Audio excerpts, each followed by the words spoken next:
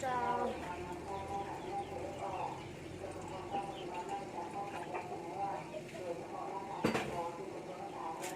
Nó qua cho nó chỉ tao để tới ra đến chủ để bắn chơi.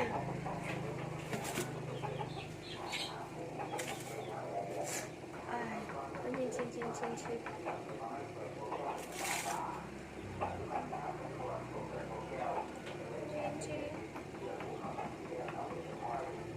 Đấy, tao nói để tới ra nè.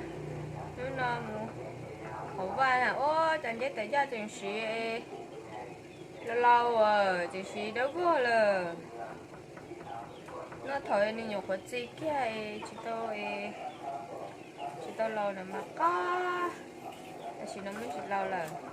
nó chỉ ta tập ác quá đang hết thay nhọ mà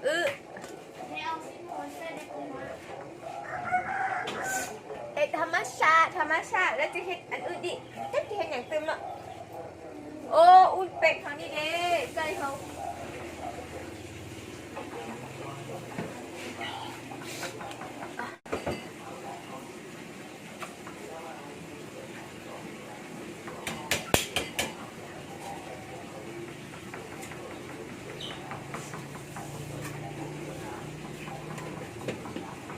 ดู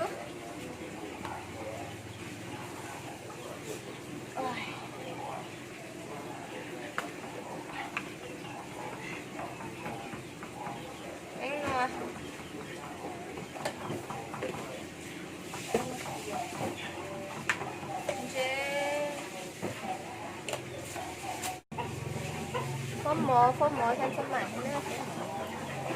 tập có họ ba đi rồi nó chút thôi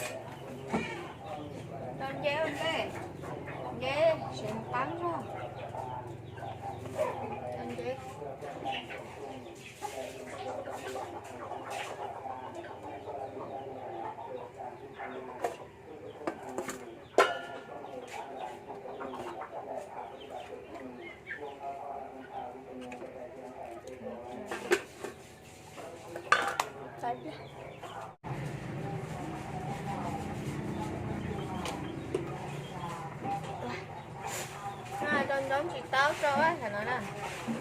đón chị táo cho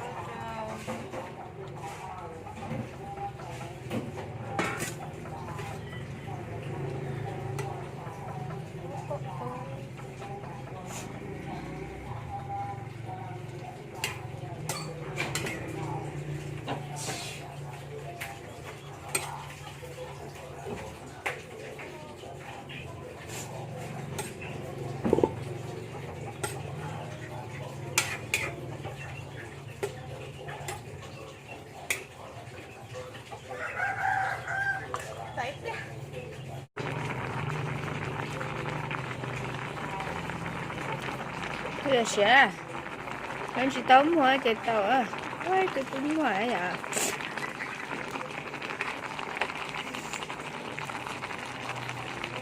anh chỉ tao tính thôi là kìa nó đi đâu hả? Đã chơi bóng hả?